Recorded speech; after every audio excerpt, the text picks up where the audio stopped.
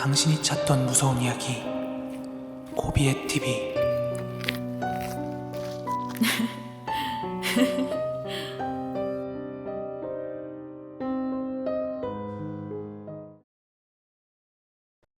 이 이야기는요, IMF 때로 거슬러 올라가게 됩니다. 저희 가족들이요, IMF 이후에 아버지가 실직하셔가지고 인천에서 춘천으로 이사를 가게 되었어요. 때는 제가 초등학교 4학년 때인데 이제 아주 어려운 시기를 지나고 저희가 드디어 집을 얻은 후부터였습니다. 좋은 집은 아니었고요. 나중에 사진을 제가 뒤쪽에 보여드릴 건데, 그때 살던 집의 구조는 안주인 댁과 저희 집이 있는 이중구조로 되어 있는 집이었고요. 지금 생각해보니 그 당시 어머니가 그런 말씀을 하셨던 게 기억이 나요. 그 집이 이상하리만치 전세금이 쌌다는 얘기를 했던 게 기억이 나거든요. 물론 그때까지만 해도 그 집이 왜 저렴한지는 누구도 몰랐죠. 집 주변은 모두 논밭으로 이루어져 있고요. 그때 처음 이사하던 날 아버지는 일 때문에 바쁘셔가지고 일단 먼저 저와 어머니, 동생만 집으로 가서 짐 정리를 시작을 했어요.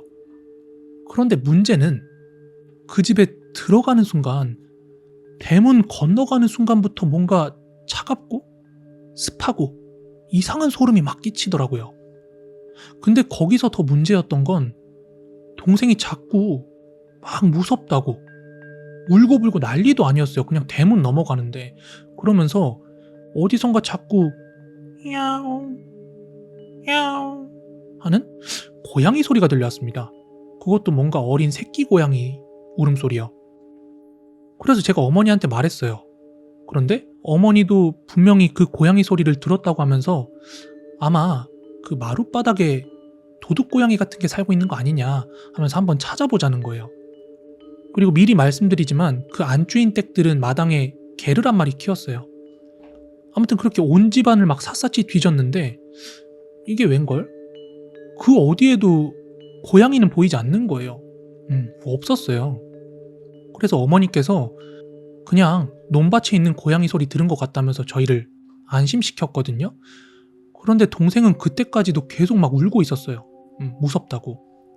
그렇게 일단 짐 정리나 하자면서 저희가 가져왔던 옷장, 이제 나무로 된 큰 옷장이 있었는데 그거를 거실 끝에 배치를 하게 되었고, 저는 처음으로 생겼던 제 방에 이제 장난감 같은 걸 가져다 놓으려고 방으로 가고 있는데 갑자기 으아! 막 이러면서 진짜 난생 처음 듣는 엄마의 비명소리를 그날 처음 듣게 됐는데, 그냥 비명이 아니라 엄마의 비명이 너무 기괴했어요. 진짜. 그러더니 어머니가 진짜 거의 정신이 반 나가셔가지고 마루로 막 뛰쳐나오시는 거예요. 그런데 원인을 알고 보니까 저희가 가져왔다는 그 옷장 있잖아요? 진짜 말도 안 되게 그 옷장 안에 검은색 고양이 새끼 4마리가 완전 피떡이 돼서 죽어 있는 거예요. 그런데 더 소름이 돋는 건 그 옷장을 열고 고양이를 딱 발견하자마자 고양이 우는 소리가 딱 멈췄어요. 그 직전까지 계속 울다가.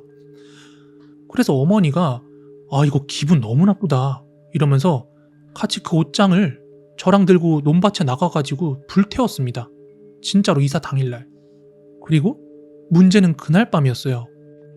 저는 처음으로 생긴 제 방, 작은 방에서 저 혼자 잠을 자게 됐는데요. 얼마나 잤는지 모르겠는데 제가 자다가 눈이 저절로 떠졌어요. 그리고 제가 눈을 떴을 때 문 오른쪽에 있는 한 구석에서 어떤 하얀 원피스를 입은 여자가 저를 쳐다보고 있는 거예요. 씩 하고 진짜 기분 나쁘게 웃는데 너무 무서운 거예요. 그렇게 저 여자는 누구지 하고 쳐다보고 있는데 그때 갑자기 막 달려와가지고 제 목을 막 조르는 거예요. 그렇게 눈앞에서 제 목을 조르니까 얼굴이 분명하게 보이는데 완전히 피떡이 돼서 일그러진 머리카락이랑 얼굴은 막 뭉개져 있다 못해서 이게 어디가 얼굴인지 머리인지 구분이 안 가는 거예요. 진짜 너무 소름 돋는 얼굴이었는데 그 와중에 제가 분명히 알 수 있는 건 제 목을 조르면서 웃고 있었던 거. 저는 이대로 가다간 진짜 죽겠다 싶어가지고 진짜 온 힘을 다해서 막 발버둥 치면서 제발 좀 살려달라고 막 그렇게 소리도 치고 난리도 아니었어요. 그러자 저의 그런 발버둥 소리를 들었는지 어머니께서 문을 열고 들어오자마자 그 영상이 싹 사라지더라고요. 어머니께서는 너네가 이사를 막 왔기 때문에 집이 낯설어서 그런 거다 라고 위로를 해주셨지만, 그 후로 매일같이 가족들이랑 잘 때마다 매일 똑같은 악몽에 시달렸어요. 그 꿈의 내용이 뭐였냐면, 제가 매번 한밤중에 어떤 승용차를 타고 가요. 뒷좌석에서 턱을 개고 가고 있는데 앞에 어떤 육교가 보여요. 그 육교 위에서 어떤 여자가 저를 보면서 막 씩 하고 웃고 있는데, 매일 그 장면, 매일 똑같은 꿈을 꾸게 된 거죠. 그런데 꿈을 저만 꾼 건 아니었어요. 어머니도 매일매일 똑같은 꿈을 꾸셨는데, 어머니는 매일 어떤 여자한테 쫓기는 꿈을 꾼다 그러고, 동생은 뭔가 이상한 울음소리를 듣고, 유일하게 이제 좀 멀쩡하셨던 게 저희 아버지였거든요. 아버지는 그런 꿈에 대한 얘기라든지 제가 가위 눌렸던 거라든지 그런 걸 전혀 안 믿으셨어요. 하지만 아버지한테도 문제가 터집니다. 아버지께서 늦은 밤에 포터를 끌고서 집으로 귀가하고 계시는데, 차 천장에서 구당탕 구당탕 하는 그런 뭐가 부딪히는 소리가 한 두세 번 정도 들렸대요. 그래서 이게 무슨 소린가 하고 무시하면서 가고 있는데, 아버지 시트 아래쪽에서 갑자기 정체불명의 손이 쓱 올라오더니 아버지 핸들을 잡았대요. 그러더니 차 전면에서 어떤 원피스를 입은 여자가 확 튀어나왔고, 아버지는 이거 조향 제대로 하지도 못하고 그 여자를 들이받았대요. 그러면서 그 뒤쪽에 있는 담벼락도 함께 부딪히게 되었는데, 차는 몇 바퀴 굴러가지고 전복이 된 상황이었어요. 그런데 다행히도 아버지가 크게 다치진 않으셨고 엉금엉금 차에서 기어 나오신 거예요. 크게 다친 곳은 없었는데 집 근처니까 일단은 조치를 취해야 되니까 막 집까지 뛰어오셨대요. 그렇게 아버지가 집으로 들어오셨는데, 아버지의 꼴이 귀가 이미 반쯤 찢어진 상태로 계속 저희한테 막 사람을 친 것 같아. 내가 사람을 쳤다. 나 분명히 사람을 쳤거든. 계속 이 말만 반복을 하시는 거예요. 그러자 이제 어머니가 서둘러서 막 수건 같은 걸 가져와가지고 이제 귀를 지혈하면서 경찰에 신고하고 병원으로 향했어요. 그런데 이미 경찰에는 그 사고가 접수가 된 상태였더라고요. 담벼락은 완전히 박살이 났지, 차는 논바닥에 굴렀지. 그런데 문제는 아버지가 경찰한테 내가 여자를 쳤다, 내가 여자를 분명히 쳤다 이렇게 진술을 하는데 여자를 못 찾았대요. 경찰도 그 현장 주변에서 사고 난 여자를 전혀 찾은 바가 없고, 그날 춘천에 교통사고로 온 여자, 강원도에서 사고 난 여자 그런 걸 다 조회를 해봤는데 해당하는 사람이 없었대요. 황당하죠. 경찰도 분명히 맞냐고 그렇게 되묻는 상황이었고, 아버지는 분명히 맞다고 하고. 그런데 분명한 건 피해자가 나와야 처벌을 받죠. 그래서 결국 아버지께서는 무혐의를 받고 담벼락 무너뜨린 값 한 500만 원만 이제 물어주게 되었고, 아버지께서 돌아오시는 차에서 그런 말씀을 하시더라고요. 내가 집까지 뛰어오는데 처음엔 그게 바람 소리인 줄 알았는데 지금 생각하니까 약간 여자 웃음소리 같은 게 들린 것 같다고요. 아버지의 그 사고 사건이 있은 뒤에 이제 아버지가 일을 나가시고 저랑 동생이 학교 간 사이에 어머니가 응급실 실려갔다고 그 전화 통보를 받은 적이 있어요. 응급실로 오라고. 근데 나중에 그 이야기를 들어보니 무슨 이야기였냐면은, 당시 어머니는 이제 구직을 하려고 집에 계신 상황이었는데 책상에 앉아가지고 성경책을 읽고 있었대요. 그런데 어머니는 평소에 작은 방 잘 왔다 갔다 안 하는데 그 작은 방에서 갑자기 뭔가 툭 하고 뭔가 떨어지는 소리가 들렸대요. 그래가지고 가보니까 거기에 어떤 피떡이 된 형체가 있더라는 거예요. 사람인지 뭔지 알아보지 못할 정도로 피떡이 된 어떤 형체가 있었는데, 어머니가 그 장면을 보자마자 너무 무서워서 뭘 할 수가 있겠어요. 황급히 성경책을 읽으려고 성경책을 펼쳤는데, 문제는 펼친 성경책이 모두 백지였대요. 아무런 글자도 없었고 그 물체가 막 기괴한 소리를 내면서 어머니한테 기어와가지고 부여잡고 막 흔들었대요.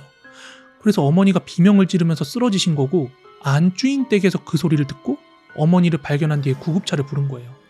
그렇게 그 집에서 계속 온 가족이 시달리다가 결국에 집을 나오게 된 결정적인 사고가 하나 있었는데, 인천에서 저희 할머니가 내려오셨거든요.